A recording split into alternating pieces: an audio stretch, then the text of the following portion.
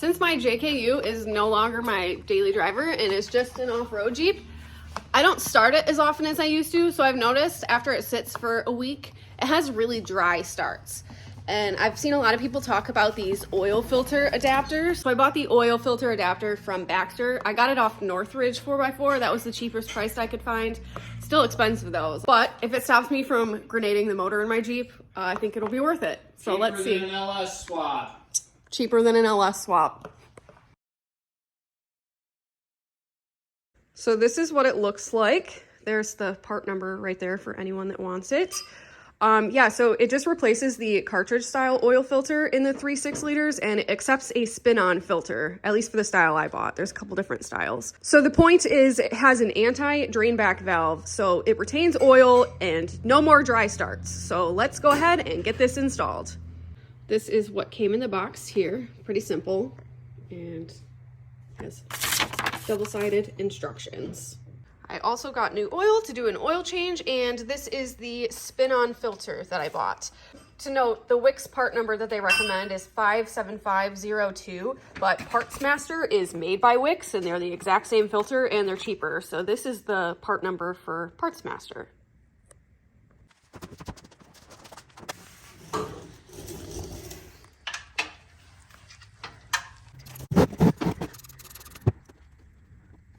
You gonna catch it?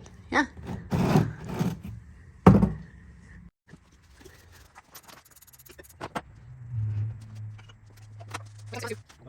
So immediately, before we could really even start recording, things went bad. You'll see here that the fuel PCV hose interferes with that oil filter, so Nick was trying to fit it and it snapped.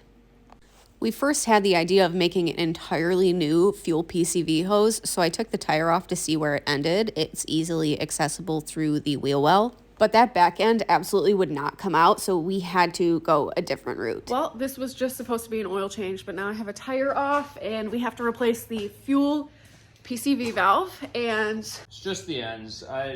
So pulling this off, I snapped that, but it was pretty brittle as it was, so. well, and it doesn't fit with the Baxter housing. So if you have a 2015 JK with a 3.6 in it and you're doing this Baxter oil filter adapter, you're gonna have the same problems where those lines are in the way. So we're gonna go get some rubber hose and replace a section of them.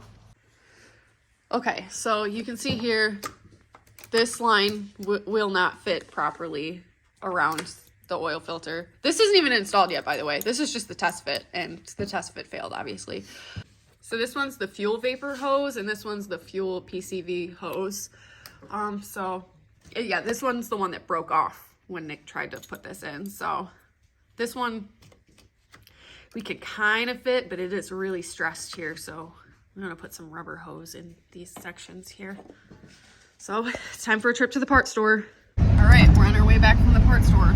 Got a whole bunch of hose and some barb fittings to hopefully get this rubber hose put in place of the garbage plastic hose.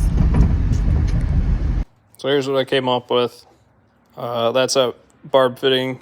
All I did was heat it up for a second with the torch, and it slides right into that plastic line, and I don't know, I tugged on it, I couldn't get it off. So well, look, this was just a little test piece, so I'm gonna toss that and cut this out of there, go put it in the Jeep. All right, so I'm gonna put this in. I just used the hose cutter, cut that plastic line, and now I'm gonna insert this barb fitting into it. I'm gonna heat it up first with torch, just to maybe aid and kind of get it through here. Nothing crazy.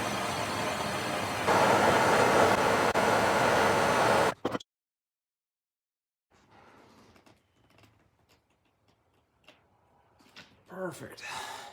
Yeah, I figure this barb's a little bit oversized to what that plastic line is, and it's really got no pressure to it, but it's nice to have it a little bit larger. So as I went and picked up line that's the same to fit this barb, and just kind of fit it into the actual intake where it's going to live. Now it's just a matter of kind of trying to decide where to make this line live. So maybe if I put this all back where it kind of semi belongs. might get a little bit better idea. So I don't want to put it, basically I'm doing all this just to avoid this filter. So I think I'm going to kind of loop it around this way and maybe have it kind of live on this intake tube a little bit. And I got enough of it. Because I'm basically going to be doing the same for this other hard line that runs behind this filter. But just be aware that is not plastic. There's like an aluminum core to it, so if you're going to cut that, you're going to need a pair of pipe cutters. So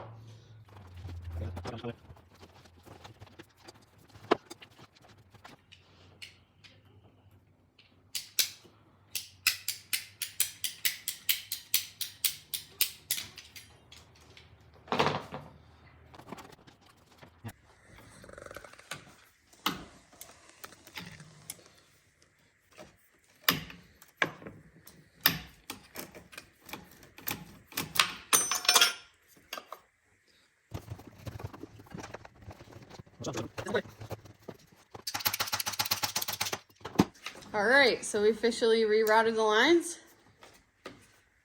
oh. All right. Wow, we can actually install the oil filter adapter now. Amazing.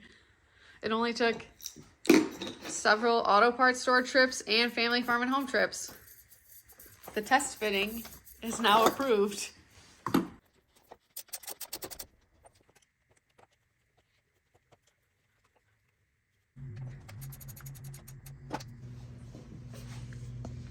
All right, the oil filter is on. Time to put the oil in.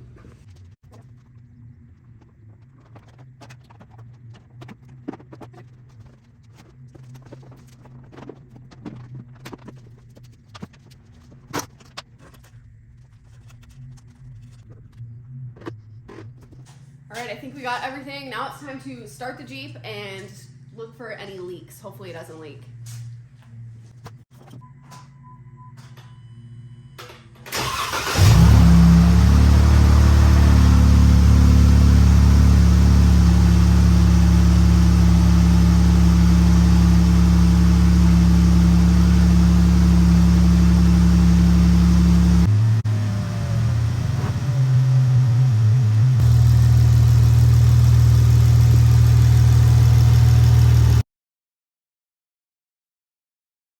All right, that was the completed install of the BAXTER Oil Filter Adapter for the 3.6 liter JK.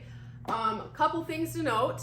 If you have a 2015, I can't confirm what years around a 2015, but definitely 2015, you are going to run into the fuel hoses off of the intake. I'll insert a clip here so you can see how we routed those, and we just used rubber hose. Nick went into it a bit in this video. Here's a better view of those hoses off of the intake. Both of these two are the ones that Nick had to remake. They used to go right here, right through here, and it wouldn't work with this oil filter. So as you can see, routed them up this way in front of the alternator, and then used some barbed fittings and reconnected them. This hose got just a barb fitting. This hose got a compression fitting on one side, just to a barb fitting on the other. Nothing complicated. There's really no pressure that goes through these, so the only thing I would say is if I did it again, I snapped this line, and it would have been nice if I could have left it so that it could fit in the little clip for the intake, but just don't snap it when you take it off. Just know that it's not going to fit. We didn't know that going into it, so Nick tried to move it out of the way and snapped it. So.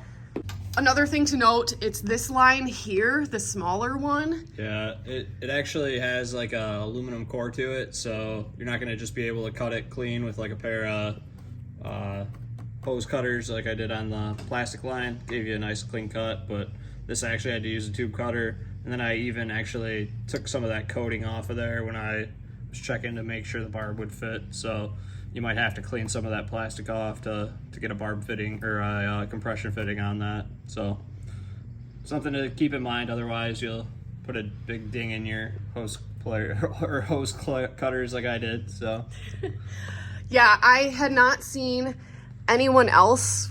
I have not seen anyone else online when I was looking into this yesterday when we got into the midst of it.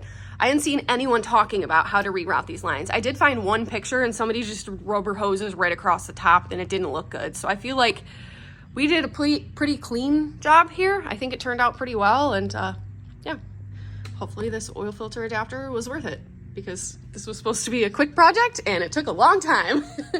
But Jeep's running good. As we go on, I will see if my dry starts go away. Hopefully that is the case. But yeah, that was our install.